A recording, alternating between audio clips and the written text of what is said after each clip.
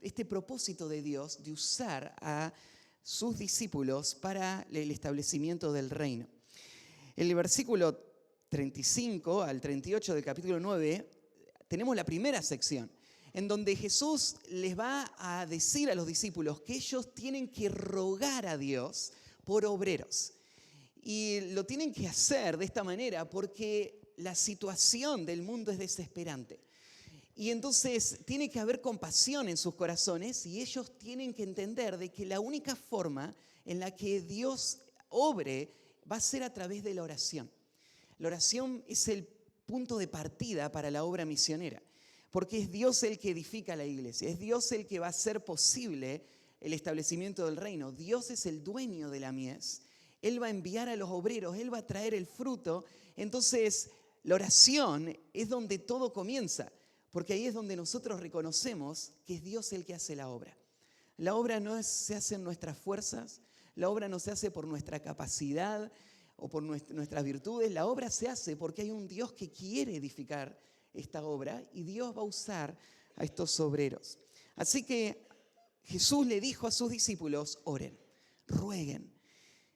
En el capítulo 10, Jesús va a dar un próximo paso y va a mostrarles que ellos son la respuesta a sus oraciones, porque ahora Él les va a llamar a ellos que les dijo que tenían que orar. Ahora Él los va a llamar, les va a dar autoridad y Él les va a nombrar apóstoles. La palabra apóstol significa un enviado. Así que ellos ahora ven, nosotros somos los enviados. Nosotros somos a través de quienes Cristo va a cumplir este propósito. Y ahora llegamos al versículo 5. En el versículo 5, el próximo paso que va a dar Jesús no es solamente nombrarles apóstoles, sino encomendarles a la tarea de la obra misionera. Este pasaje es un pasaje muy, muy importante en la historia del cristianismo, porque en este pasaje tenemos la primera encomendación de misioneros de la historia cristiana. Y es Cristo el que lo hace. Él es el que va a dar las palabras que van a poner el fundamento de lo que es la obra misionera. Él les va a dar las tareas que ellos tienen que hacer y les va a mandar a hacerlas. Nosotros en nuestra iglesia hemos tenido varias encomendaciones, donde hemos tenido pastores que ustedes han visto pasar acá adelante y después de evaluar a estos hombres, nosotros les hemos enviado a la tarea pastoral. Y ustedes vieron cómo en nuestra iglesia, cuando llega un día así, es un día muy especial. Es un día muy especial porque acá están los hombres que Dios va a usar para la extensión de la obra.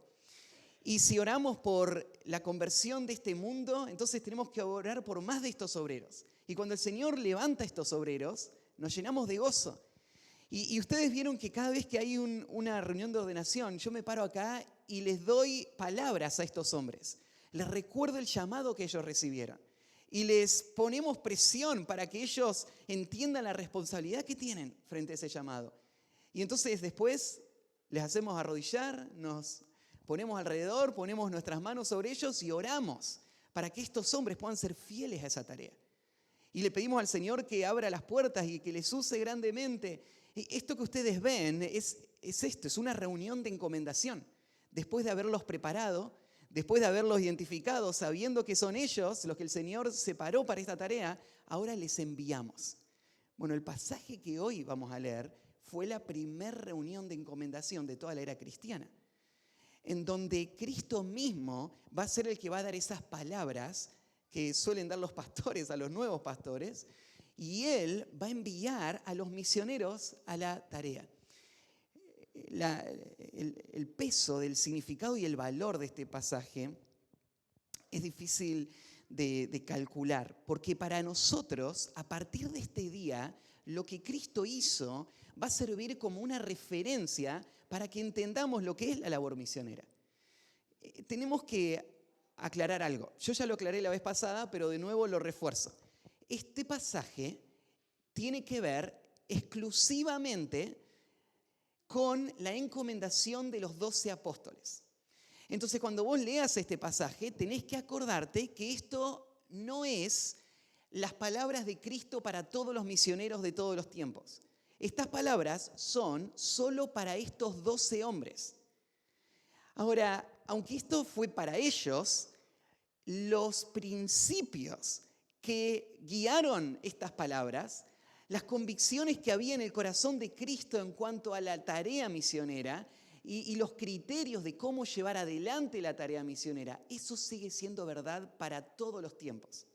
Entonces, cuando leamos el pasaje, ahora, en un momento, tenés que recordar esto. Hay cosas que se van a decir acá que es solamente para los apóstoles de aquel momento y que es irrepetible. Pero los principios que llevaron a Cristo a decir estas palabras son los principios que guían la obra misionera desde aquel momento hasta que Cristo nos venga a buscar. A través de toda la era de la iglesia, este pasaje sirve como una piedra fundamental para entender la obra misionera, para entender cómo Dios usa a estos obreros y el proceso en el que Dios los elige, los encomienda y la forma en la que ellos deben funcionar en el campo misionero. Este es un manual muy práctico, muy específico y sirve como directivas para nosotros, para que no tengamos que inventar la obra misionera. La obra misionera no es algo que está librado a que cada iglesia o cada grupo defina. La obra misionera ya fue definida.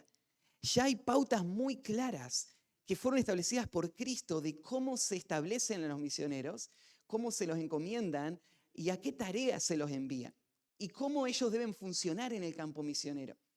Entonces, este pasaje va a ser muy valioso y vamos a estudiarlo juntos. Entonces, el título que puse al mensaje de hoy es La encomendación de los primeros misioneros. La encomendación de los primeros misioneros. Vamos a leer entonces del versículo 5 al 15 y si nos da el tiempo vamos a poder cubrir toda esta sección en el estudio esta mañana. Dice así, Mateo 10, 5. A estos 12 envió Jesús y les dio instrucciones diciendo: por camino de gentiles no vayáis y en ciudades samaritanos no entréis, sino id antes a las ovejas perdidas de la casa de Israel.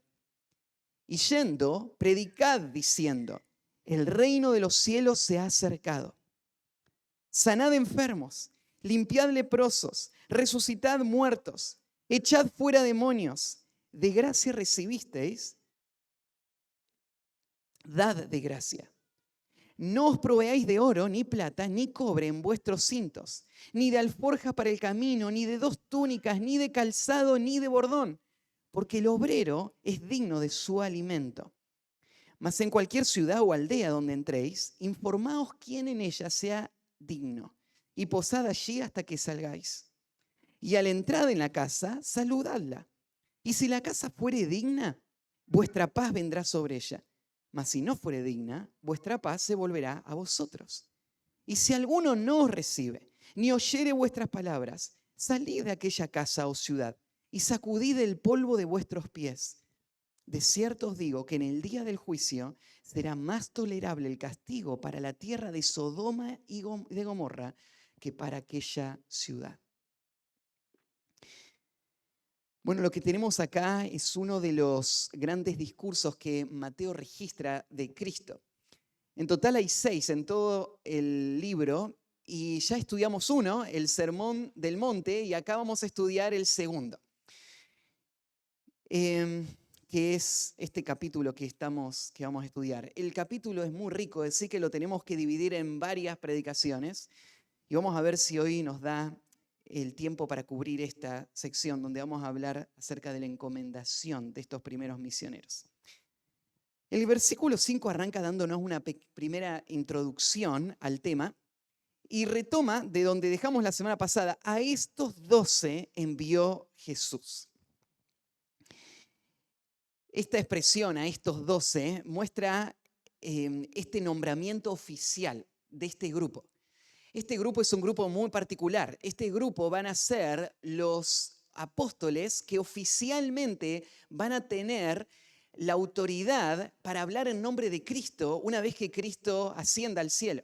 Ellos se van a convertir en el fundamento de la iglesia. Así que este es un grupo muy especial y muy particular. Y recién acá en el pasaje anterior se nos dio los nombres de estos apóstoles y ahora a estos 12 envió Jesús. En el texto bíblico vos podés ver algo interesante de esta palabrita envió, porque la palabra envió tiene la misma raíz que la palabra apóstol que se usó en el versículo 2. Yo les decía que Mateo acá nos introdujo a este grupo con este título. Ellos son los enviados. Y ahora la palabra se vuelve a usar en el versículo 5 a los 12 que nombró apóstoles, ahora los apostoló, los envió. Es esa misma palabra que se va a usar. Lo que veíamos la vez pasada es que el hecho de que estos hombres hayan sido seleccionados, nombrados y enviados oficialmente, muestra que la tarea misionera es una tarea que es dirigida por Dios. Una persona no se autoproclama un misionero. La obra del Señor va a ser hecha a medida en que el Señor vaya dirigiéndola. Por eso es que el Señor le dijo primero a estos hombres, oren para que Dios envíe a los obreros. Es que ser un obrero de Cristo no es una cuestión de una iniciativa personal. Es algo que Dios planeó aún antes de nuestro nacimiento. Hay un propósito que tiene Dios y Él planeó no solamente el fin que Él va a lograr, sino los medios que Él va a usar. Así que cuando la iglesia piensa en la extensión misionera, tiene que recordar que hay una mano soberana que está dirigiendo, que va obrando en los corazones, que va preparando a los obreros y que va siendo la que les envía. Cuando un obrero está haciendo la tarea, lo que da confianza a este hombre de hacer esta tarea es que él sabe que él está ahí por orden divina. Yo hoy me paro delante de ustedes a predicar la palabra del Señor, no porque yo haya decidido ser un pastor, no porque yo me haya preparado para hacerlo y sea capaz de hacerlo. Yo estoy principalmente delante de ustedes predicándoles porque Dios me llamó a esta tarea. Y Dios lo mostró muy claramente, mostrando los ingredientes de un hombre llamado. ¿Cómo sabemos a quién Dios está llamando para la obra? La semana pasada hablamos un poquito de esto y había una pregunta de reflexión ahí en los grupitos, en las reuniones caseras, que hacía esta pregunta. ¿Cómo sé que Dios me está llamando a la obra misionera? Bueno, cuando uno mira el Nuevo Testamento, uno puede ver, por ejemplo, en Primera de Timoteo capítulo 3, cómo Pablo habla del llamado a la obra misionera, a la obra pastoral, lo llama él. Y en primer lugar, hay un deseo. En segundo lugar, hay requisitos bíblicos que son cumplidos en esta persona. Hay una madurez, hay un crecimiento. En tercer lugar, hay una habilidad. La persona puede cumplir la tarea que requiere un obrero del Señor. Y por último, el Señor abre las puertas y confirma este llamado cuando la iglesia reconoce a esta persona como una persona llamada a la labor misionera. Entonces, la tarea misionera no es para las iniciativas personales, los proyectos personales, sino que es para los corazones rendidos a Cristo que están siendo dirigidos por Él y que la iglesia ve en ellos las marcas de hombres y mujeres separados por Cristo para esta tarea. Entonces, a estos 12 envió Jesús y les dio instrucciones diciendo, esta expresión de que Cristo le dio instrucciones es muy importante para entender todo el pasaje. Porque lo que tenemos de ahí en adelante es justamente cuáles son las instrucciones de Cristo a sus enviados. La palabra instrucción acá es una palabra que tiene que ver con una orden, una directiva. Se usaba, por ejemplo, en el contexto del ejército, cuando se habla de un general que da directivas a los soldados. Les da instrucciones, pero vos te das cuenta que esta palabra no es solamente el concepto de le dio información, sino que le dio directivas que deben ser obedecidas. Hay un general dirigiendo a sus soldados. Esta palabra también se usa cuando se habla de un maestro guiando a sus alumnos o de un médico dándole una prescripción a un paciente. En todos estos contextos se usa esta palabra y siempre tiene esta connotación. En el Nuevo Testamento se usa muchas veces y no tengo tiempo para leerles las referencias, pero este es el uso que esta palabra tiene. La palabra da a entender que estas son directivas que se espera que se cumplan tal cual, al pie de la letra, siguiéndolas paso a paso, como un enfermo que está siguiendo lo que el médico le dio para hacer. Él está siguiendo los horarios, las formas. Bueno, de esta misma manera, Cristo le está hablando ahora a sus discípulos. Entonces, no es suficiente responder al llamado de Cristo. No es suficiente querer hacer algo en la obra de Cristo. Lo que necesitamos es subordinarnos a la autoridad que Cristo tiene para dirigir todo lo que debemos hacer en la obra misionera. Yo les conté que yo crecí en medio de un contexto que alentaba mucho la obra misionera. Y yo soñé desde chico con servir al Señor. Y creo que, bueno, fue parte de mi inmadurez y tal vez también la falta de claridad que estaba escuchando y recibiendo, que hicieron que yo no entienda bien de qué se trata la obra misionera. Y por eso cuando llego a un pasaje como este, me da mucho gozo poder pararme hoy y tener una partecita en ayudarte a entender de qué se trata la labor misionera.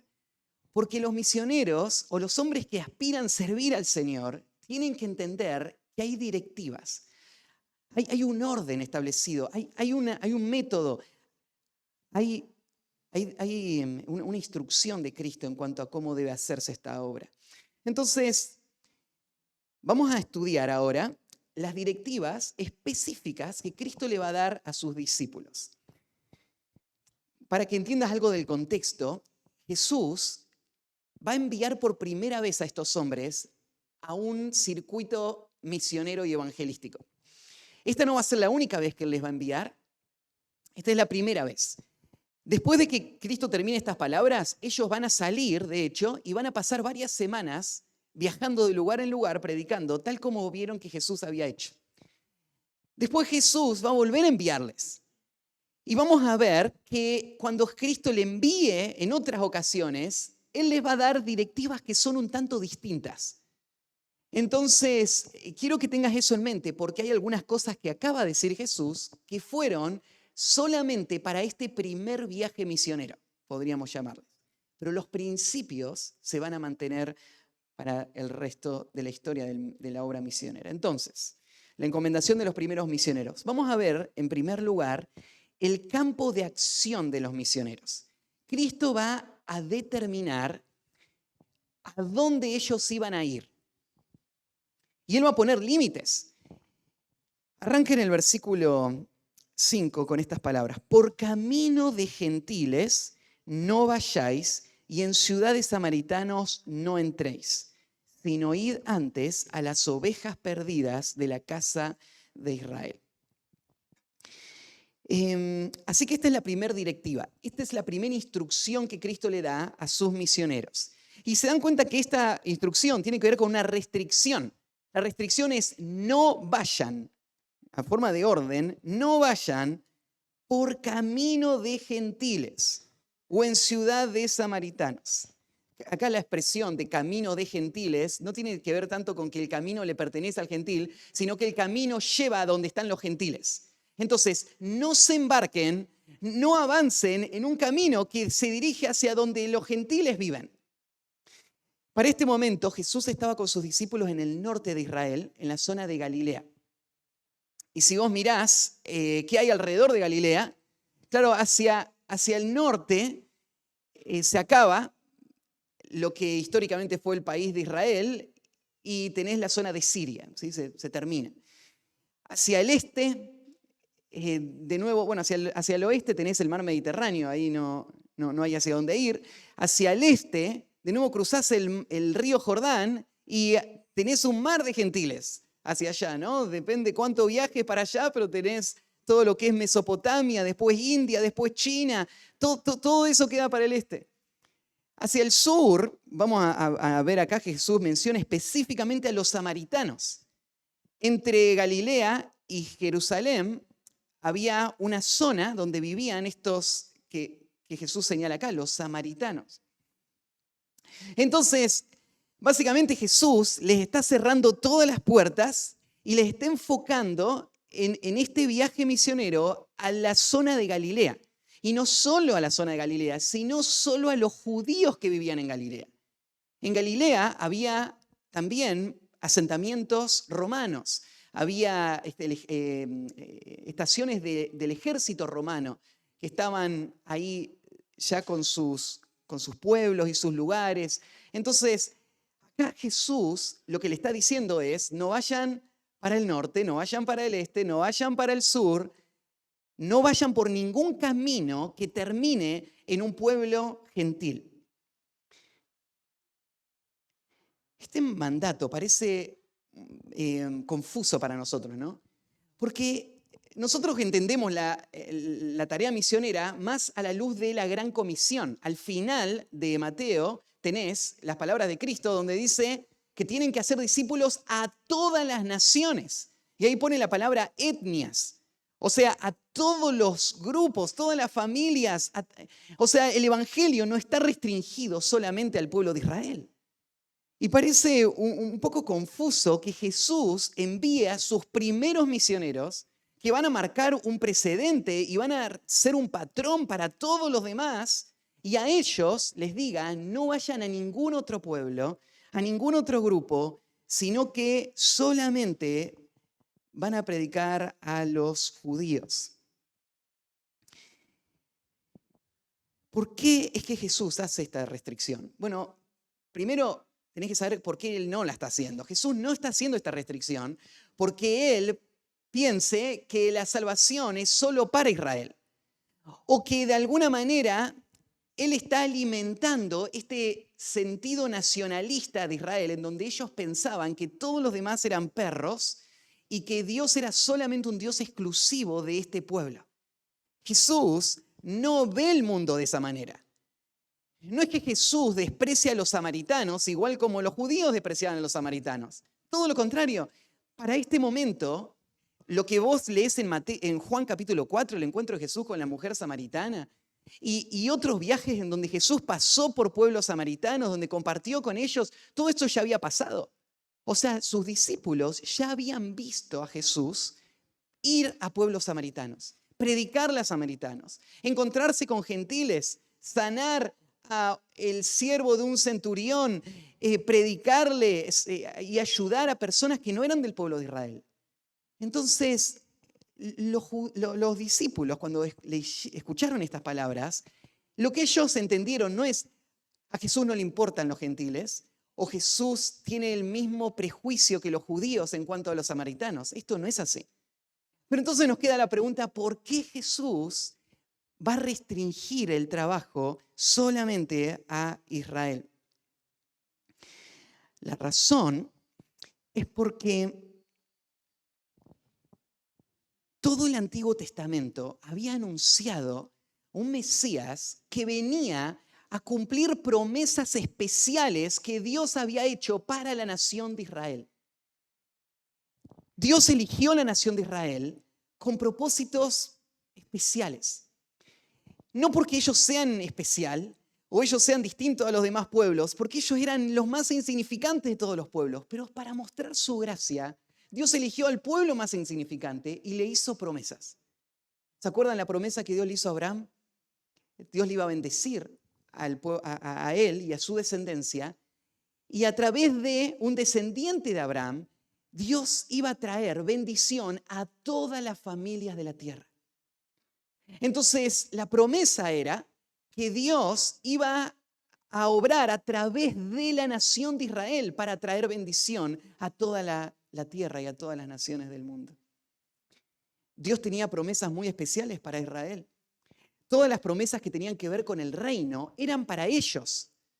Dios le prometió a Israel que ellos iban a tener a su rey, que iba a gobernar un reino de justicia y que ellos iban a ser un reino de sacerdotes para todo este mundo. Para Israel como nación eran todas estas promesas.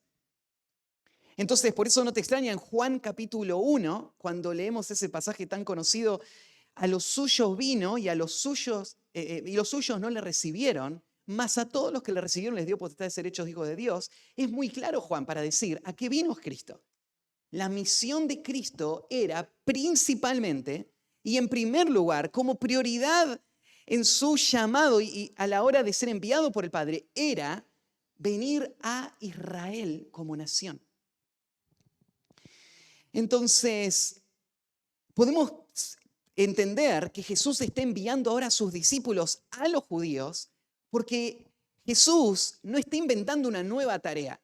Él está involucrando a los discípulos en su misión en este mundo. Y la misión de Cristo era traer salvación a los judíos.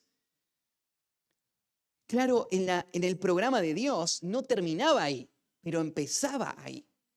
Los judíos eran el punto de partida y por eso para Cristo ellos son la prioridad. Podemos pensar que también había otra razón práctica de por qué arrancar con los judíos. En el pueblo judío había muchos hombres y mujeres piadosos que esperaban la llegada del Mesías. Y entonces cuando Cristo apareció, ellos inmediatamente respondieron con fe y ellos se volvieron seguidores fieles de Cristo que estaban entrenados en las Escrituras, que habían sido formados en el judaísmo y que estaban listos para ser obreros de Cristo. Pensá en estos 12 hombres que Cristo eligió. Cristo los tuvo con él 3 años. Y después, bueno, acá 1 año y un poquito, y ya los envía a predicar. Uno se da cuenta cuando uno está haciendo la tarea acá, que la gente no madura tan rápido. Pues si después de 1 año encomendar a una persona como misionero, o sea, esto sería algo imposible de imaginar en nuestro contexto. Y es porque estos hombres habían tenido un trasfondo. Ellos habían sido criados en las Escrituras. Ellos habían sido instruidos por sus padres, ellos habían aprendido en las sinagogas, ellos habían asistido al templo, ellos habían leído o tenido exposición a las Escrituras todas sus vidas. Entonces, primero a los judíos tiene que ver también con un plan estratégico que Cristo tenía y era comenzar esta nueva etapa del reino que nosotros sabemos que va a derivar en la iglesia, el establecimiento de la iglesia, con judíos. Vos ves que este mismo patrón que Jesús tiene, lo va a adoptar Pablo también. Cuando en Romanos capítulo 1, Pablo dice, no me avergüenzo del evangelio porque es poder de Dios para salvación a todo aquel que cree, al judío primeramente y también al griego. Pablo también, y cuando vos mirás el libro de los Hechos, vos lo notás, él fue a los judíos primeramente. La obra misionera comenzó con el pueblo judío. Comenzó exclusivamente con el pueblo judío. Y después avanzó hacia el mundo gentil. No tenés que olvidar las raíces de donde se forma la iglesia. Porque de acá es donde Dios planeó y Dios llevó a cabo el plan de edificar la iglesia. La iglesia no es algo distinto que surgió de otra fuente. Es parte de este plan que Dios tuvo desde el comienzo. Entonces, este es la razón. Había una promesa y un propósito que Dios tenía para Israel. Dios sigue teniendo propósitos para Israel como nación. Pero claro, la obra misionera ahora no está restringida solamente al pueblo de Israel. Eso fue verdad para la primera etapa, en donde estaba comenzando la tarea de predicar este evangelio. Así que Jesús arranca con esta restricción: no vayan por camino de gentiles, ni entren en ciudad de samaritanos. Lo que agrega el versículo 6 es parte de este mismo concepto: sino antes id a las ovejas perdidas de la casa de Israel. Y ustedes notan la misma temática del capítulo 9, cuando Jesús ve las multitudes y las ve como ovejas que están sin pastor. ¿Se acuerdan cuando estábamos estudiando ese pasaje? Decíamos, lo que ese pasaje nos muestra es el corazón de Cristo por los perdidos. Cristo no solo está haciendo la tarea de la evangelización como un programa o una agenda que le fue dada. Lo que Cristo está haciendo es, Él está conmovido, todo su ser interior. Él está apasionado por esta tarea. Él se quebranta viendo la condición del pueblo. Y eso es lo que le mueve a la tarea misionera. Nadie puede ser un buen misionero que no ama a la gente a la que le está sirviendo. La obra misionera no es solamente una cuestión de tareas, de programas, de agendas, de recursos. Tiene que tener en el corazón compasión, una compasión profunda, una compasión, ¿no es cierto?, que me lleva a ver a estas personas como Dios las ve. Y eso es lo que Jesús mostró en el final del capítulo 9. Y ahora se lo está recordando a sus discípulos. Él está diciendo, yo los estoy enviando, pero quiero que recuerden con quién van a estar. Van a estar con gente abusada, con gente lastimada, con gente despreciada. Van a estar con gente que ha sido maltratada por siglos y que hoy, claro, están llenos de amargura, están llenos de pecados, pero tienen que verlos no por los pecados que cometen, tienen que verlos por la condición en la que están. Tienen que ver por lo que le han hecho otros también a ellos. Cuando esta palabra aparece acá, que están desamparadas y dispersas como ovejas que no tienen pastor, ¿se acuerdan que decíamos que lo que Jesús está haciendo es, Él está haciendo responsable a todos los malos líderes que Israel había tenido por siglos de la condición en la que estaba el pueblo? Entonces Jesús está diciendo, por la negligencia de estos líderes, el pueblo está en estas condiciones. No han sido alimentados, no han sido protegidos, no han sido curados, no han sido guiados. Y el pueblo está esclavo, destruido por sus pecados. Y a este mundo en devastación es donde entra el misionero. El misionero entra en esta situación. Entonces, de nuevo le recuerda, id antes a las ovejas perdidas de la casa de Israel. La palabra antes ahí en español suena como primero Israel y después a los demás, pero antes en el concepto griego más bien de la palabra que se usa es vayan específicamente a ellos. Acá la tarea está mostrándose no como Israel es el trampolín para saltar al mundo, sino que Israel es a donde tenemos que ir. Hoy toda nuestra atención tiene que estar puesta en ellos y todo nuestro corazón se lo vamos a dar a ellos. Vamos a estar con ellos y solamente con ellos. Solamente con las ovejas perdidas de la casa de Israel. Acá casa se está usando en el sentido de la familia, la descendencia de Israel, los judíos. Así que lo primero que vemos es el campo de acción misionero. Segundo, la encomendación de los primeros misioneros. Vamos a ver ahora el mensaje que proclama el misionero. El campo de acción del misionero y ahora el mensaje que proclama el misionero. ¿Qué van a hacer ahora que van a salir a este mundo quebrantado?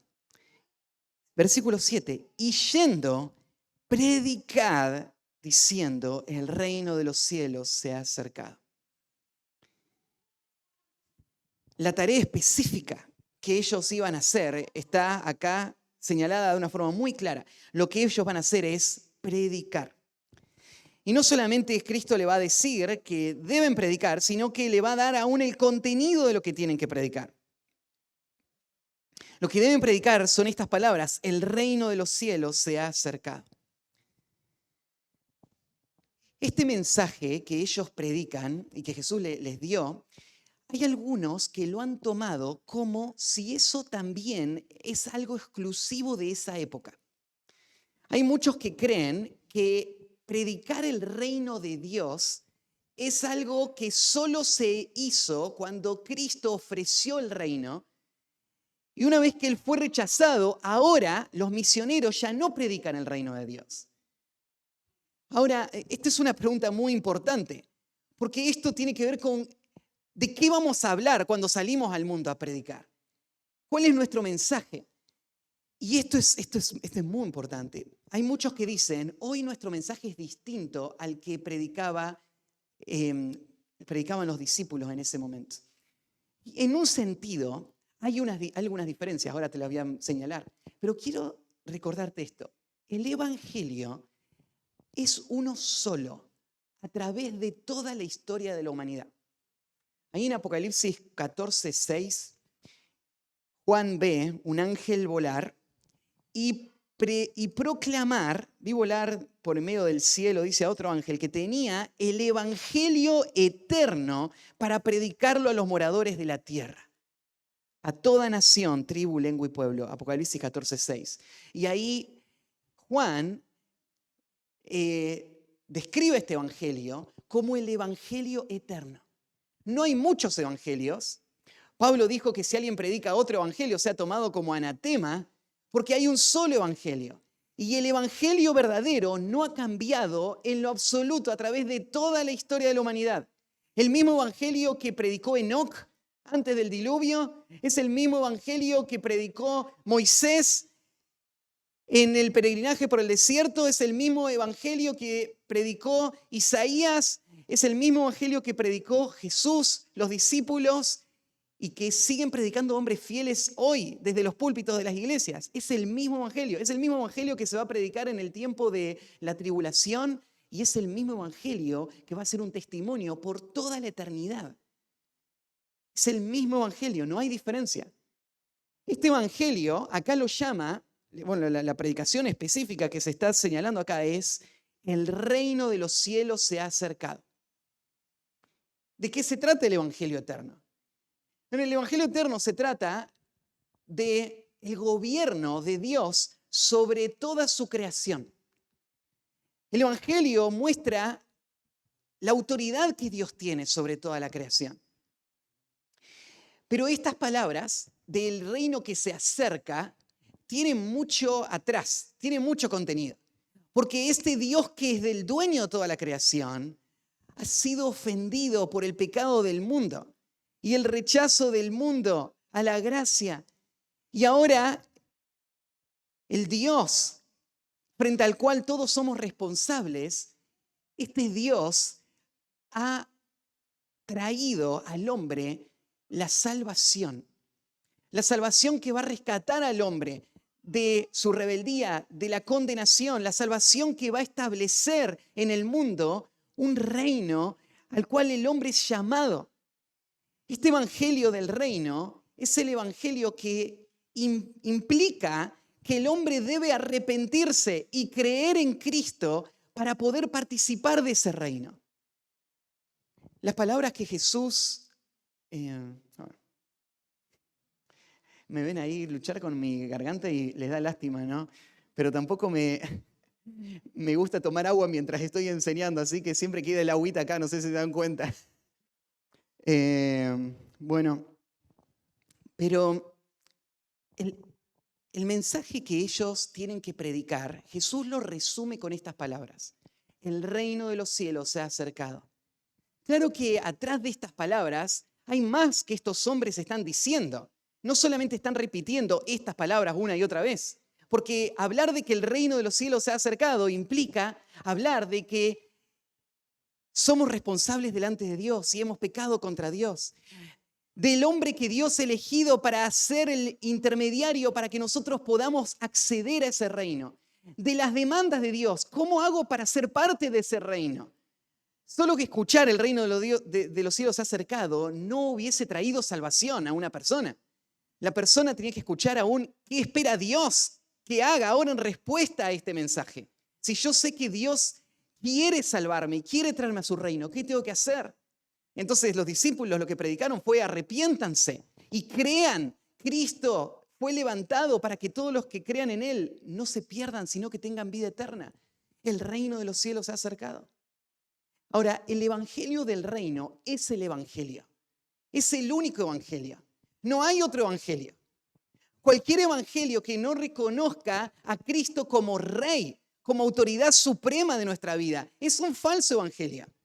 Cualquier persona que pretenda disfrutar de los beneficios de la salvación sin responder a este mensaje básico de que Cristo gobierna y yo me someto a Él como el Rey legítimo, ninguna de estas personas va a participar del reino. El evangelio es uno, el reino de los cielos se ha acercado. Este es el evangelio que predicó Juan el Bautista, es el evangelio que predicó Cristo, es el evangelio que les dio a sus discípulos para que prediquen. Y alguien puede decir, bueno, pero cuando Jesús murió y resucitó, ahora es otro el evangelio que predicamos, ¿no? Ya no predicamos el reino de los cielos ha acercado porque ahora el reino de los cielos falta para que venga, ¿no? Ahora le predicamos que se arrepientan para que crean y entren al cielo. Pero no es así. Cuando vos mirás los últimos versículos del libro de Hechos, que describe cómo fue el establecimiento de la iglesia, se dice que Pablo se quedó en una casa alquilada predicando el evangelio del reino.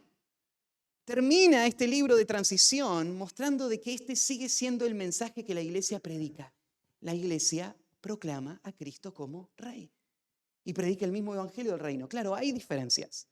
Cuando los discípulos salieron a predicar, y solo tenían que ir al pueblo de Israel y le decían el reino de los cielos ha acercado, el rey estaba ahí entre ellos.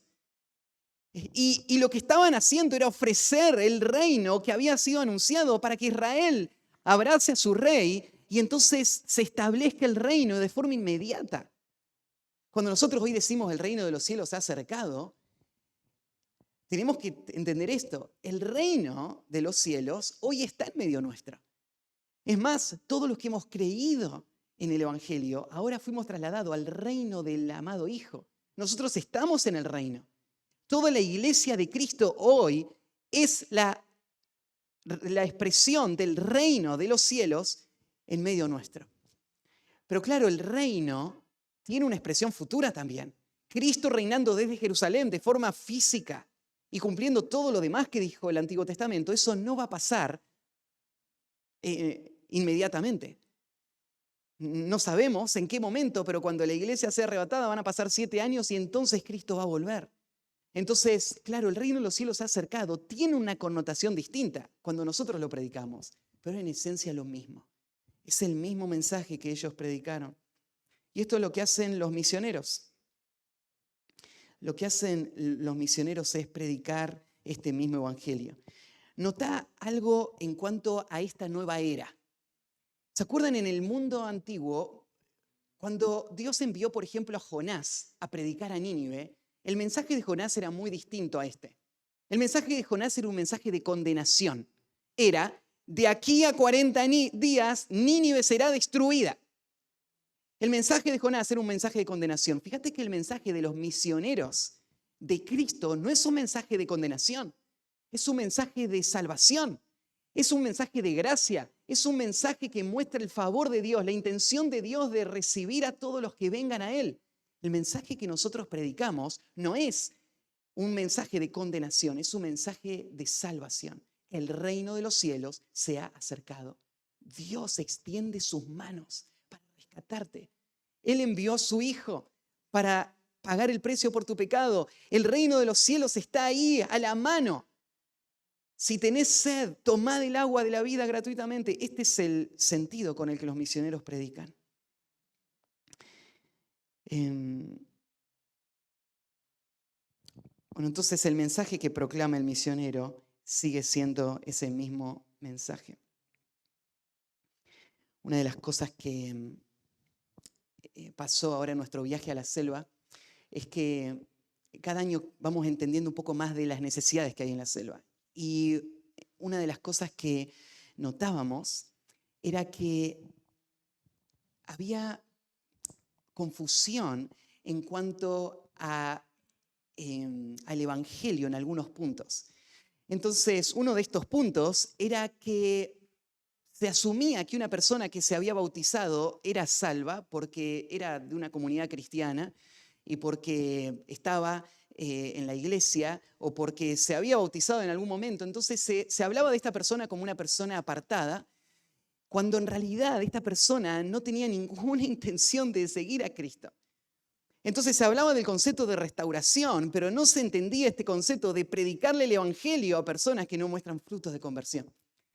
Entonces, mientras estuvimos allá, fueron muy valiosas las conversaciones que tuvimos con los pastores y los hermanos, ayudándoles a entender esto. El mensaje que predicamos los misioneros es un mensaje que habla del reino. No solamente habla del perdón, no solamente habla de liberarnos de la condena eterna del pecado, nos habla del reino. Nos habla de participar del reino, nos habla de someternos a un reino, nos habla de vivir de acuerdo a las dinámicas de este reino. El evangelio es este. Y no hay un evangelio sin este concepto. Entonces fue muy valioso poder reforzar estas ideas. Y acá es donde toma relevancia esto. El mensaje que los misioneros predican es: el reino de los cielos se ha acercado. En tercer lugar, la actitud hacia el dinero de los misioneros. Ya vimos el campo de acción del misionero, el mensaje que proclama el misionero, y ahora vamos a ver la actitud hacia el dinero del misionero. Lo que Jesús va a tratar ahora es un asunto muy práctico con relación a la obra misionera. Y es justamente esto, cómo el misionero y la iglesia debe ver el tema del dinero. Es práctico y es necesario porque la obra misionera se hace con recursos y requiere dinero. Entender mal el dinero en la obra misionera ha sido una causa de mucho tropiezo para la obra misionera y sigue siéndolo hoy. Es tremendo. Cuando uno mira el mundo y viaja y conoce gente que se denomina misionera o que es tenida como misionera, es muy triste ver cuán distorsionado tienen estos principios en cuanto a cómo verse a ellos y cómo ver los recursos y el dinero en relación a la obra misionera. Las iglesias, tristemente, han también distorsionado esto y esto ha traído muchas consecuencias prácticas. Y entonces la obra misionera está truncada, está afectada, está limitada porque no se entiende bien este principio. Entonces Jesús, de una forma muy sabia, en este pasaje clave va a explicarnos cómo funcionan las finanzas de las misiones. El versículo 8 arranca con la tarea que estos hombres iban a hacer. Hay una serie de situaciones que Jesús va a señalar y órdenes frente a esas situaciones. Entonces, a los enfermos, sánenlos. A los leprosos, límpienlos. A los muertos, resucítenlos. A los que tienen demonios, a los demonios, échenlos. Esta es la tarea que iban a hacer de forma cotidiana estos hombres. Ahora, quiero que veas algo. En el versículo que acabamos de ver, en el versículo anterior, Jesús mostró que la tarea misionera tiene como eje la predicación. Un misionero es, en esencia, un predicador. Entonces, una persona que no puede predicar no puede ser misionera. Los misioneros predican. La predicación es la esencia de la obra misionera. Hoy hay tanto que se hace que se le llama obra misionera que termina diluyendo y distorsionando tanto la situación que la obra está siendo afectada profundamente. Hoy hay personas, hay iglesias que están sustentando a gente que entre comillas son misioneros y cuando vos ves la descripción de lo que ellos hacen, vos decís, ¿cómo encaja esto dentro de las prioridades bíblicas de lo que es un misionero? ¿Por qué la iglesia debería estar gastando sus recursos en mantener a gente que está haciendo estas tareas? Porque la obra misionera no tiene que ver con nada de esto. La obra misionera es muy específica. La obra misionera son predicación que va a traer salvación, edificación de iglesias, reproducción de iglesias, fortalecimiento de iglesias. Esto es lo que hacen los misioneros. Ahora, vos ves que Jesús pone esta otra lista. ¿Por qué también dice que ellos van a sanar, limpiar, resucitar, echar fuera demonios. Bueno, estas eran las señales que Jesús mismo había hecho para mostrar que Él tenía autoridad sobre todas estas cosas, para mostrar que de hecho el reino de los cielos sí se había acercado y que el mensaje que estaban predicando era un mensaje poderoso que podía transformar el mundo. Entonces, estas 4 cosas que menciona Jesús acá son las 4 cosas que Jesús ya había estado haciendo en los capítulos 8 y 9. Y entonces lo que Jesús hace es, lo que ustedes me vieron a mí hacer, ahora ustedes lo van a hacer. Jesús los asocia, están juntos en esta tarea, pero tenéis que recordar esto. Estos conceptos o estas tareas son tareas exclusivas de esta etapa, en donde el ministerio de Jesús está siendo validado por las señales que los profetas habían dicho que iban a ser hechas por el Mesías. Entonces, que los discípulos lo hagan es una extensión de lo que Jesús hizo. Entonces, esto es lo que ellos iban a hacer. Pero fíjate que hay un punto y coma ahí, y Jesús va a poner toda esta tarea ahora asociada a este principio de el dinero, que es de lo que va a hablar en toda esta sección. Cuando dice el versículo al final, 8, de gracia recibisteis, dar de gracias. Entonces, déjenme darles 4 principios en cuanto a las finanzas y las misiones que se pueden ver claramente en este pasaje. En primer lugar, quiero que veas que los misioneros no deben cobrar para predicar el evangelio. Este es el primer principio que Jesús va a establecer. Los misioneros no deben cobrar para predicar el evangelio. Y el argumento que Jesús va a usar es muy poderoso. Él dice, de gracia recibisteis, dad de gracia. Él va a mostrar a estos hombres que el tesoro que ellos tienen es un acto de la gracia de Dios. ¿A qué se refiere con esto? De gracia recibieron. ¿Qué recibieron ellos? Bueno, lo primero que podemos pensar es ellos recibieron el reino, ellos mismos. Entonces el reino no se comercia.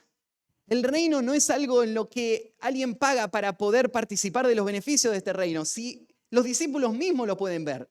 Nosotros estamos acá no porque hayamos pagado nada. Fue la gracia de Cristo que nos trajo la luz del evangelio y nos hizo parte del reino. No solamente ser parte del reino, sino haber sido llamados para ser obreros en la obra del reino. Esto también fue gracia, ¿no? ¿Por qué Jesús eligió a estos 12 y no eligió a otro? ¿Qué tienen de especial? ¿Son mejores predicadores? ¿Por eso hay que pagarle a estas personas? ¿Porque son más efectivos? ¿Son más capaces que otros? Para nada. Había gente mucho más capaz en su tiempo.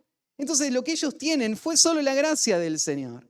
Los dones que recibieron para poder hacer esta tarea fue la gracia del Señor. El haber sido enviados con la autoridad para predicar de esta manera. Ellos lo compraron como Simón el mago que quería comprar la capacidad de poder dar el Espíritu Santo a otras personas. Los discípulos habían comprado la capacidad de transformar los corazones de otros. Para nada. Todo esto había sido gracia. Entonces, de gracia recibiste, tiene todo esto por detrás. Todo esto que ellos habían recibido. Entonces, dad de gracia. Lo que Jesús le va a mostrar es que la proclamación entonces de este evangelio debe hacerse por medios que no confundan el hecho de que el evangelio es un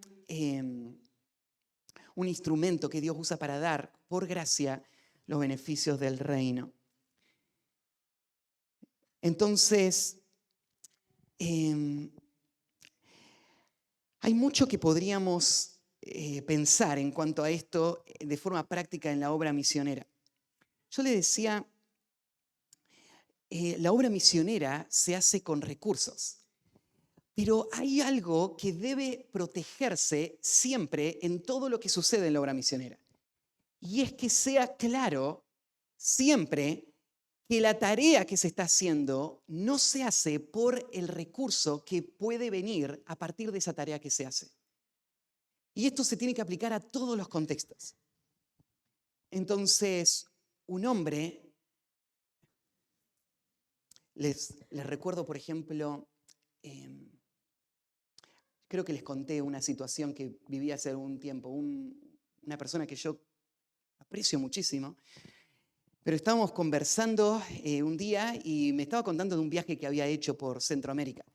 Y me contó de que había ido y se había tenido que quedar porque él había ido por una cuestión personal a ese país, pero me hizo este comentario: me tuve que quedar 3 semanas para poder predicar en varias iglesias, para poder juntar para el pasaje de lo que yo fui a hacer personalmente. Este es un hombre que iglesias lo conocen y lo invitan a predicar, y cuando lo invitan a predicar le dan una ofrenda por venir a predicar. Entonces, lo que este hombre hizo fue hacer su viaje personal con recursos que vinieron de predicar en iglesias, y él se tuvo que quedar el tiempo necesario en esas iglesias para poder tener ese recurso, para poder hacer ese viaje personal. Esto es de lo que Cristo está hablando. La predicación no se hace por dinero.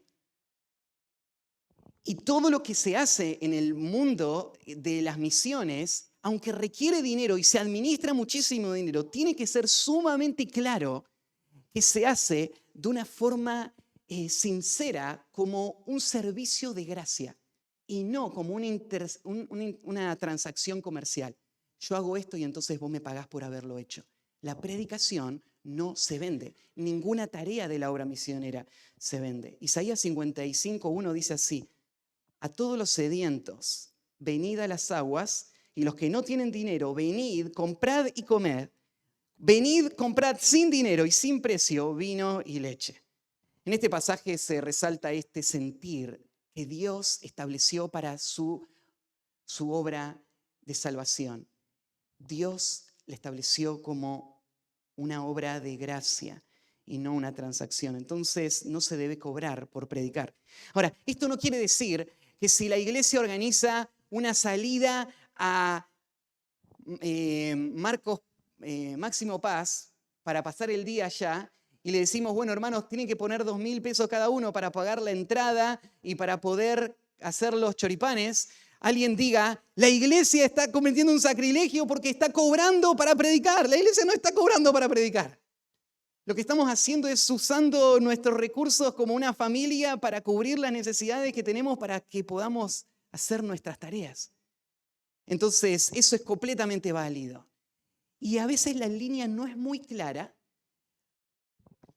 y hay cuestiones que tal vez no es fácil de señalar como pecaminosas, pero donde uno entiende que están confundiendo la forma en la que esto se está llevando a cabo.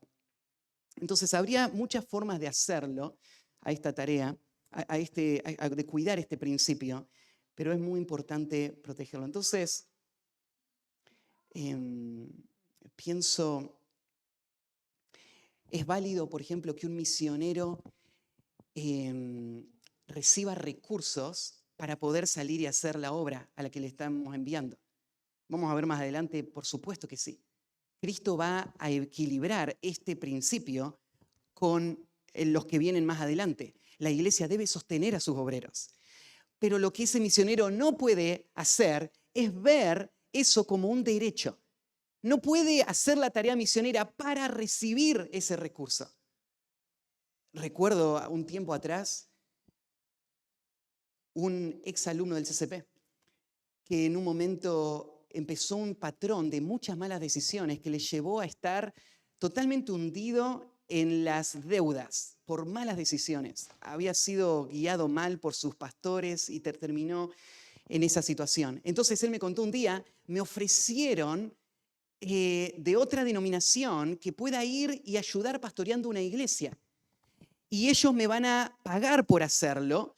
Y entonces con lo que yo voy a poder recibir de eso, como me van a dar también una casa, voy a poder pagar las deudas que estoy teniendo. Y él empezó a hacer cálculos de la tarea misionera y él estaba tomando la decisión de a dónde iba a ir basado en el dinero que le iban a pagar para ir a ese lugar.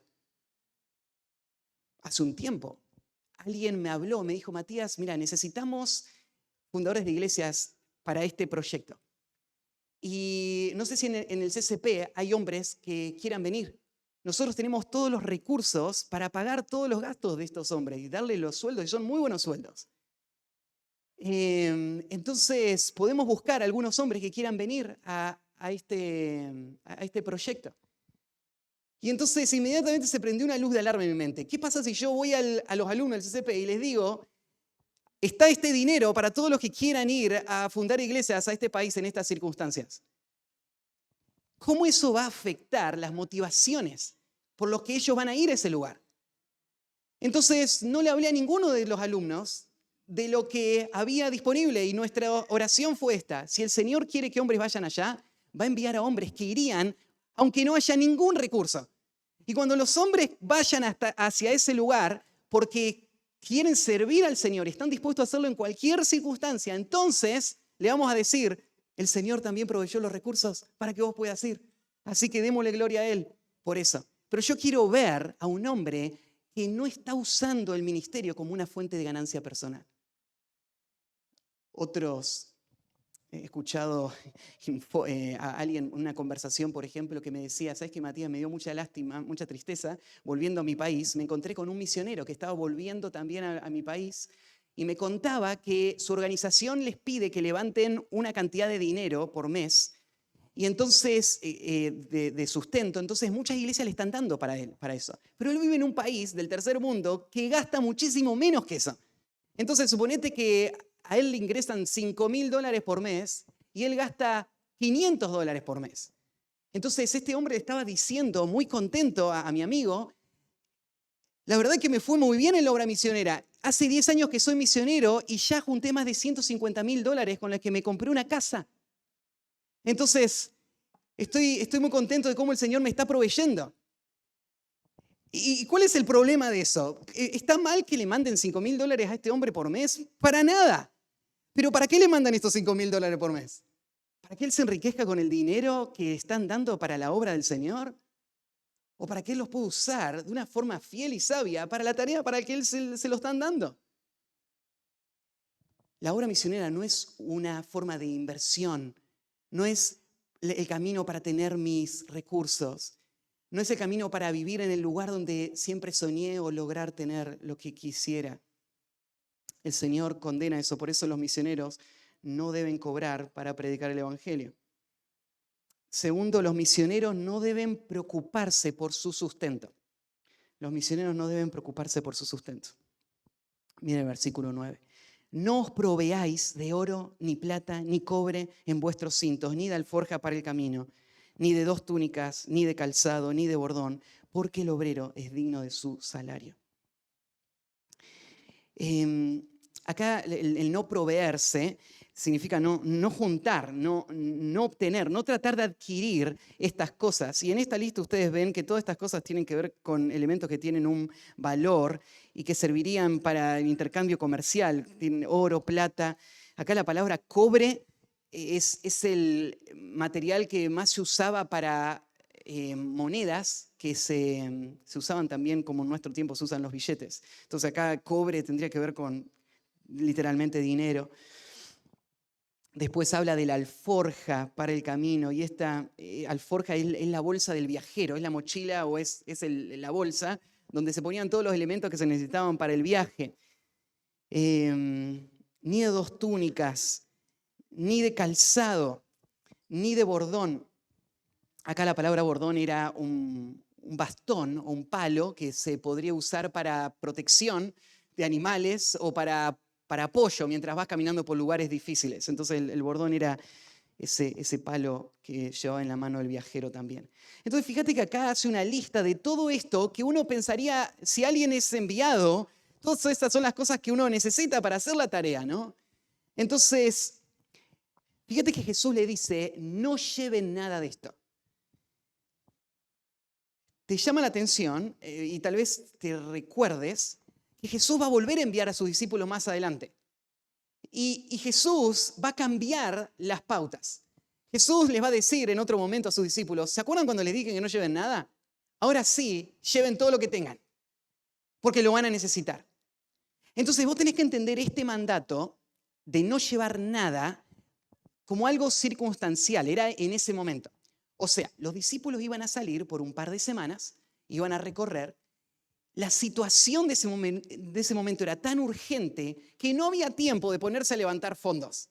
No había tiempo de salir a recorrer las iglesias, ¿no es cierto?, para juntar los recursos y entonces tener el sustento necesario para poder, ahora sí, salir con todo lo que necesito. No había tiempo para nada de esto. Como no había tiempo para nada de esto, el Señor le dijo, salgan igual. Porque al final el que les va a sostener no es la gente, no son el dinero que ustedes han acumulado, es el Señor mismo. Entonces, lo que está mostrando Jesús acá es un principio en cuanto a la obra misionera. El principio no es los misioneros no tienen que tener ningún ahorro. El principio no es los misioneros no tienen que salir al campo con un sustento garantizado. El principio no es los misioneros no tendrían que tener 2 pares de zapatos, ¿no es cierto? Como dice acá, o 2 vestidos. Eso no es, eso era específicamente para ese momento. Pero el principio, ¿cuál es? El principio es, los misioneros deben confiar en la provisión de Dios y deben avanzar en dependencia del Señor, sabiendo de que el mismo que les envió va a cuidar de sus necesidades. Entonces, ellos no están confiando en sus ahorros o en sus ofrendantes. Ellos están confiando en el Señor. Entonces, los misioneros no deben preocuparse por su sustento. En tercer lugar, los misioneros deben ser sustentados por el pueblo de Dios. Y esa es su última expresión que usa al final del versículo, cuando dice que el obrero es digno de su alimento. Jesús se refiere acá al misionero como un trabajador, que un empleado, alguien a quien se le dio una tarea para hacer y entonces él merece, que es la palabra de acá, ser digno, o sea, es apropiado darle el alimento al misionero. O sea, es verdad que hay muchos que han abusado de los recursos de la obra del Señor para enriquecerse. Eso es condenable. Eso tiene que ser evitado. La iglesia tiene que señalar a estas personas y tiene que disciplinar a personas de esta clase. Tiene que sacarlas del ministerio. Pero esto no quiere decir que dar dinero a los siervos de Dios es algo peligroso. No, es algo necesario. Porque los obreros de Dios también necesitan lo mismo que vos necesitas. O sea, esta persona que se va a ir a otro lugar o que va a estar haciendo la labor misionera también necesita comer, necesita dónde dormir, necesita vestirse. Entonces, vos estás preocupado por esas cosas y es correcto. Vos te estás ocupando, ¿no?, de que tu familia tenga lo necesario para eso. Pero lo que Cristo está diciendo ahora es, tu preocupación no debería ser solo tu familia. Tu preocupación debería ser esta persona que está dedicando el mismo tiempo que vos le estás dedicando a tener tus recursos, lo está dedicando a extender la obra del Señor. Y esa persona también, o sea, no puede comer folleto evangelístico, tiene que comer comida. ¿Y de dónde va a venir esa comida? Esa comida va a venir del pueblo de Dios, que va a cuidar de las necesidades, porque lo ve como un obrero, como una persona que está haciendo una tarea que debe ser recompensada, que debe ser pagada. Ahí en primera de Timoteo, capítulo 5, Pablo habla del sustento para los ancianos y él usa esta expresión. Él dice que tienen que ser tenidos por dignos de doble honor. Y después da 2 ejemplos. Él dice, no pondrás bozal al buey que trilla y digno es el obrero de su salario. Y él habla del ministerio como una tarea que tiene que ser pagada. O sea, lo que se le da a un obrero de Cristo no es una limosna, se le da un salario. ¿Qué es un salario? Es un sueldo. O sea, no es que estamos diciendo, mirá qué bueno que somos, le estamos pagando a este misionero. No. O sea, es lo que corresponde. Porque si él está trabajando para la obra de Cristo, entonces lo que corresponde es que se le pague por ese trabajo. Si eso es verdad para un peluquero, ¿por qué no es verdad para un misionero? Si la obra del misionero es de infinito valor para la causa de Cristo, entonces debe ser remunerada. Ahora, lo que el misionero tiene que pensar es que él va a servir a Cristo. Él no está saliendo al campo misionero para que le paguen. Pero lo que la iglesia tiene que pensar es, a estos que están saliendo al campo misionero hay que pagarles. Hay que darles un sustento, hay que darles un sueldo, lo llama Pablo, O acá, ¿no es cierto? Jesús usó otra palabra. El obrero es digno de su alimento. Fíjate que acá es muy específico Pablo para mostrar qué es lo que estamos buscando con este obrero. Es que él tenga todo lo que necesita para hacer la tarea a la que fue enviado. Entonces, queremos que él tenga libertad para hacer el ministerio. Entonces, le vamos a dar todo lo que necesita. Pero lo que está haciendo un obrero de Cristo no es construyendo su propia seguridad económica o su propio imperio económico. Él está sirviendo a Cristo. Todos sus recursos están enfocados en la obra de Cristo. El dinero que él está teniendo es para comer, no es para otra cosa. Entonces él tiene que ser muy cuidadoso con esto. Ahora, ¿puede haber una persona que le ofrende a un misionero y le diga, mira, a mí me gustaría que tengas una casa? Y me gustaría que tu casa sea linda, entonces que me gustaría que tenga estas comodidades en tu casa y darle, perfectamente puede hacer todo lo que él considere que va a ayudar a la obra del Señor. Lo que este misionero no puede pensar es que dedicándose a la obra del Señor va a poder construir su propia seguridad económica con los recursos que son para la obra de Cristo. Porque los recursos que son para la obra de Cristo son para que él coma. Para eso son, no para que él se desarrolle económicamente como cualquier otra persona en el mundo secular. Él no está viendo un sueldo como algo que le pertenece. Él está viendo el sueldo como algo que le sirve para poder hacer la tarea que el Señor le da para hacer. Entonces, los misioneros deben ser sustentados por el pueblo de Dios. El cuarto lugar, los misioneros deben confiar que Dios les dará el sustento que necesitan. Y también insertado en esa expresión que leímos ya, no lleven oro, ni plata, ni cobre, ni alforja, ni 2 túnicas, ni calzado, ni bordón. Lo que está mostrando es un hombre que está confiando en la provisión del Señor. Y esto me lleva a pensar en lo siguiente. ¿Qué pasa con un misionero que sale a la obra, pero que el pueblo de Dios no es diligente en cuidarlo? El pueblo de Dios debe cuidarlo, no es opción.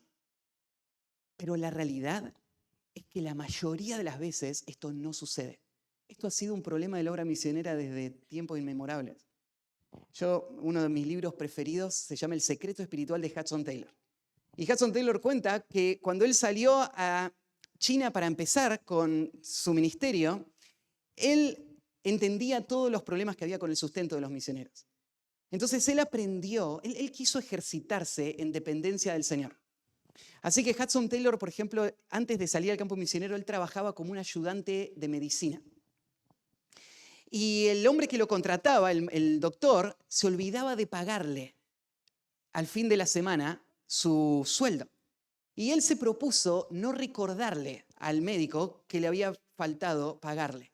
Porque él dijo así, si yo no puedo depender del Señor acá, que tengo tantas comodidades y tantas seguridades, ¿cómo voy a hacer cuando esté en el medio de la nada? ¿Voy a depender de una agencia misionera? ¿Voy a depender de una iglesia? ¿Voy a depender de un familiar? Es imposible. Tengo que aprender a depender solo del Señor. Así que cuenta ahí las anécdotas de cómo este hombre se olvidaba, ¿no es cierto? Y cómo el Señor le enseñaba a depender de él. Y le llevaba a dar todos sus recursos y en el momento oportuno el Señor, no sé, a las 2 de la mañana aparecía el doctor, le golpeaba la puerta y le decía, no puedo dormir porque me acuerdo que te debo la plata y no te pagué. Y Hudson Taylor no tenía nada para ese día, pero él dependía de la oración. Y cuando él se fue al interior de la China, él sufrió muchísimo la negligencia de todas las iglesias de Inglaterra, que no tenían una visión misionera, que no entendían lo que era estar en el campo misionero y que te llegue 2 semanas tarde el sustento. No entendían lo que son las necesidades y las presiones y las situaciones, entonces ellos se preocupaban. Entonces sufrió muchísimo y él después, Dios lo usó para crear una organización que se llamó la Misión al Interior de la China. Y esta organización creció muchísimo y se hizo muy efectiva en sostener más de 200 misioneros mientras Hudson Taylor estaba con vida, trabajando en el interior y sosteniéndolos. Pero ¿qué pasa cuando el pueblo de Dios no cuida de sus misioneros? Los misioneros dependen del Señor. Los misioneros no deben pensar, bueno, ¿qué puedo hacer para poder garantizar mi sustento para que cuando vaya la iglesia, si no me sustenta, igual pueda tener mis recursos? Lo que los misioneros hacen es confiar en el Señor. La responsabilidad es del pueblo de Dios, pero el que va a cumplir con eso es el Señor mismo. Así que ellos salen. Bueno, solamente les menciono el último punto. El último punto es el resultado del ministerio del misionero. El resultado del ministerio del misionero. Y llega el versículo 11. Y del versículo 11 al 15, Jesús va a explicar que cuando ellos salgan a la obra, va a haber diferentes reacciones. Uno podría pensar, bueno, si estos son hombres que llevan buenas nuevas de salvación, si están sanando, limpiando, resucitando, entonces ellos van a ser héroes. La gente lo va a amar, lo van a recibir, le van a cuidar. Pero no es así, ¿no? Lo sabemos, el Señor vino y hizo todas estas cosas y a Él lo odiaron, lo rechazaron, lo mataron. Entonces Jesús anticipa a sus discípulos, miren que esto es lo que van a vivir ustedes también. De hecho, va a haber dos clases de respuesta a la tarea de los misioneros. Va a haber personas que van a escuchar, van a recibir y van a recibir la bendición, el fruto de la obra misionera. Y hay otros que no van a escuchar, que van a rechazar y que ellos van a recibir aún mucho más juicio por haber recibido un misionero y haber cerrado su corazón. Entonces Jesús les guía a ellos en cuanto a esto. Versículo 11 más, en cualquier ciudad o aldea donde entréis, informaos quién en ella sea digno y posad allí hasta que salgáis. Jesús le dice, mira, cuando un misionero llega a un lugar nuevo, tiene que hacer un trabajo de investigación. Su trabajo tiene como objetivo encontrar quién es digno. ¿A qué se refiere con quién es digno? Bueno, obviamente Jesús nos está refiriendo, busquen a la persona que más dinero tiene. Justo, ¿no es cierto? Estuvo dispuesto a recibirme el empresario del pueblo, así que tiene una hermosa casa, un lugar cómodo, y entonces, bueno, ahí me voy a quedar. No, el misionero no se va a quedar en la mejor casa. El digno acá no se está refiriendo tampoco a que estas personas tienen más virtud, son mejores que los demás, sino tiene que ver específicamente, como vamos a ver en el contexto, con la respuesta al Evangelio. Hogares dignos son hogares que van a responder a la predicación del Evangelio con humildad, con fe, y van a abrazar el Evangelio. Entonces, estas personas son los lugares donde los misioneros deben quedarse. Deben quedarse ahí porque ahí es donde está el terreno fértil. Es ahí donde ellos están sembrando. El misionero no está eligiendo dónde quedarse en base a sus preferencias o su comodidad. Está pensándolo en cuanto a la obra del Señor. Entonces, el mejor lugar donde quedarte es el lugar donde te están escuchando, donde te están recibiendo. Así que ahí es donde vos te vas a quedar. Y dice, y posad allí hasta que salgan. O sea, no tienen que seguir buscando otro lugar, a ver si habría algún lugar mejor. Este es el lugar donde están escuchando y recibiendo. Así que acá se van a quedar hasta el final para poder tener fruto en esa casa. Cuando entren a la casa, este va a ser el sistema para evaluar. ¿Cómo sé si este lugar es digno o no? Bueno, cuando entran a la casa, saludadla. En el mundo antiguo, la forma de saludar no era hola, sino que era shalom entre los judíos. Hasta el día de hoy sigue siendo así. Y shalom significa paz. Es la palabra, ¿no es cierto?, que involucra la bendición completa de Dios a una vida. Entonces, lo que estas personas, los misioneros, van a hacer es llegar a una casa y hablarles la paz. Acá cuando dice saludarle, no es solamente decirle shalom y ver qué pasa, sino que el mensaje que traen los misioneros, el reino de los cielos se ha acercado, es el mensaje de la paz. Es el camino por el que estas personas van a tener el shalom verdadero, el shalom perpetuo. Entonces, lo que está diciendo esta expresión, señalando, ustedes van a llegar a esa casa y le van a predicar el evangelio.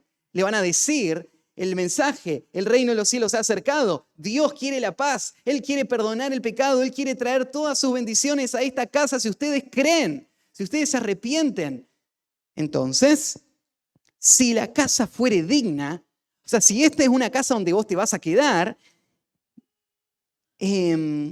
vuestra paz vendrá sobre ella. El fruto del evangelio se va a ver reflejado en ellos. Ellos van a creerlo. Y ahora el efecto del Evangelio se va a empezar a ver en sus vidas.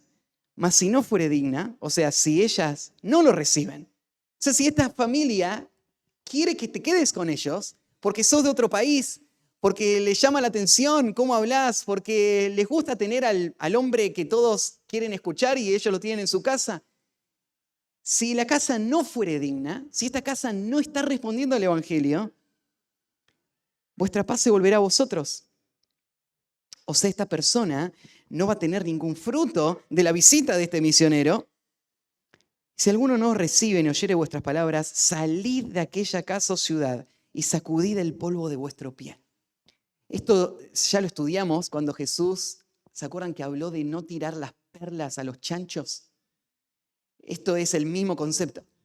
El concepto de una resistencia al Evangelio que llega al punto donde esta persona ahora ya no va a estar dentro de mi círculo de prioridad. Yo no voy a gastar tiempo con estas personas, no voy a ir a llevar el Evangelio a estas personas. Más bien lo que voy a hacer es sacudir el polvo de los pies. O sea, dejar todo su pecado con ellos, dejar todo lo que tienen ellos con ellos, no tomar nada de ellos y salir de esa casa o ciudad. Y el versículo 15 es un versículo que trae gran sobriedad a la mente y al corazón. De cierto os digo que en el día del juicio será más tolerable el castigo para la tierra de Sodoma y Gomorra que para aquella ciudad. ¿Entienden? La ciudad de Sodoma y Gomorra eran las ciudades icónicas de la depravación. Quedaron como un referente de lo que pasa con las personas más depravadas de este mundo. Reciben el juicio de Dios. Ahora, lo que está diciendo Jesús acá es que en el infierno, después de que pase cada persona el juicio del gran trono blanco y sean lanzados al infierno, no todos van a estar en el mismo punto de condenación. El sufrimiento, el tormento no va a ser igual para todas las personas. Y lo que está diciendo Jesús es que el tormento más horrible de la eternidad en el infierno no es para las personas que cometieron los crímenes y delitos más aberrantes de este mundo. No es para ellos el tormento más horrible. El tormento más horrible es para las personas que fueron expuestas al Evangelio y cerraron su corazón. El tormento más horrible en el infierno es para las personas que vinieron a la iglesia y escucharon el mensaje de la predicación, pero no respondieron a Cristo y no vinieron a Cristo para rendir su corazón a Él. Para esas personas, el tormento del infierno va a ser peor que para los peores criminales que han caminado sobre el mundo. Rechazar el Evangelio es el pecado que Dios ve como el más atroz. Por eso es que el juicio va a ser el más severo. Por eso los misioneros, cuando están saliendo a predicar, ellos salen con esta conciencia. Nuestro mensaje está produciendo uno de dos frutos. Está haciendo que personas que antes no escuchaban y no entendían y no sabían, ahora entiendan y crean y reciban la paz. O está haciendo que personas solo reciban mayores niveles de condenación el día en que sean echados al tormento eterno. La tarea de un misionero fiel nunca es en vano. Nunca queda sin resultado. Aun cuando nadie responde a él, un resultado produjo. Fue el resultado de crear mayor condenación para los que van a perderse. Y cuando él se vaya de ese lugar, aunque sea el último día de su vida, después de haber dado toda su vida para una comunidad donde nadie escuchó y nadie creyó, él se sacude los pies y él llega a la gloria. Y el Señor le recibe con las palabras: bien hecho, buen siervo y fiel, sobre poco has sido fiel, sobre mucho te pondré. Entra al gozo de tu Señor. Y esa comunidad que tuvo el privilegio de tener uno de los misioneros llegar hasta ahí, ahora va a sufrir el tormento eterno por haber rechazado. No rechacemos la verdad del Evangelio. Tengamos un corazón sensible para escucharla y respondamos. Bueno, este pasaje nos hace pensar entonces en esta tarea misionera y cómo funciona la obra misionera y las directivas de Cristo que ordenan toda la tarea misionera. Y yo te preguntaba la semana pasada, ¿cómo saber si el Señor está guiándome a la tarea misionera? Y es parte de lo que estamos orando y es por lo que estamos rogando constantemente en nuestras familias y acá en la iglesia, rogando que el Señor envíe obreros a su mies. Estas son la clase de obreros que necesitamos. Para esta tarea los vamos a enviar. De esta manera van a salir. Y para esto el Señor les envía, para hacer ese olor grato de salvación o un olor de condenación a los que van a rechazar. El Señor afirme su verdad en nuestro corazón, sigue edificándonos. Oramos para terminar.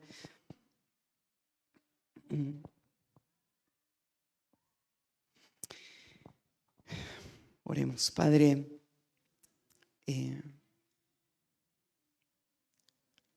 no podemos responder a tu verdad a menos que tu Espíritu traiga la convicción. Pero lo que acabamos de estudiar y acabamos de leer tiene un valor tan grande para el mundo y para la obra misionera. Ayúdanos a ver la tarea que tú diseñaste para edificar tu iglesia. Ayúdanos a verla como tú la ves.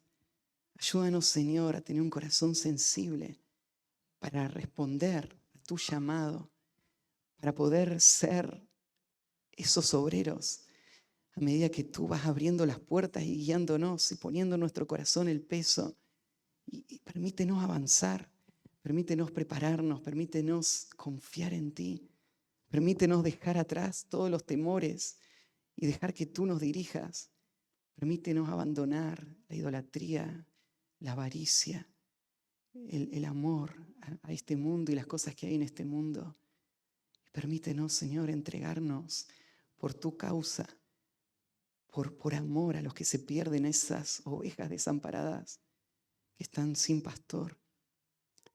Ayúdanos, Señor, a usar nuestra vida sabiamente y no dejar que se desperdicie en todas las apariencias de este mundo. Ayúdanos a tener fruto eterno. Queremos, Señor, ganar ese premio eterno. Queremos correr esa carrera y llegar al final sabiendo de que fuimos aprobados por ti.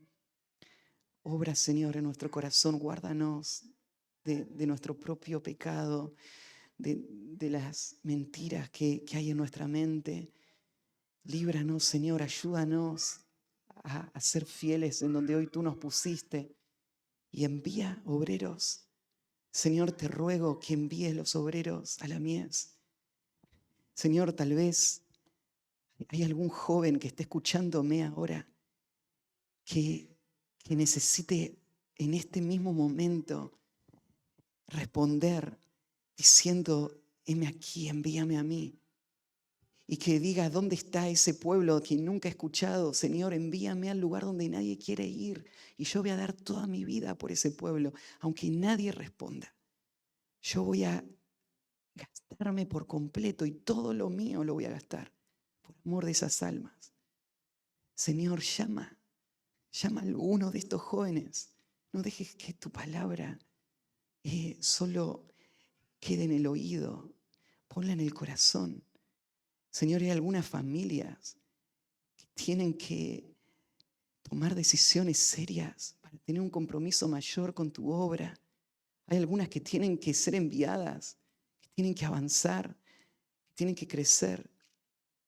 Hay algunos que piensan que ya es tarde para ellos porque ya son grandes. Pero, Señor, qué mejor manera de terminar la vida que terminarla en un lugar donde el evangelio se necesita desesperadamente. Envía, Señor, a los ancianos de nuestra iglesia. Envíalos. Señor, envía a los obreros a tu mies, te lo rogamos. Este mes mueve nuestros corazones, mueve las familias. Y Señor, forja el carácter, las habilidades necesarias para que los que van puedan ser útiles en esos lugares. Y te encomendamos todo esto a ti. En el nombre de Cristo Jesús. Amén.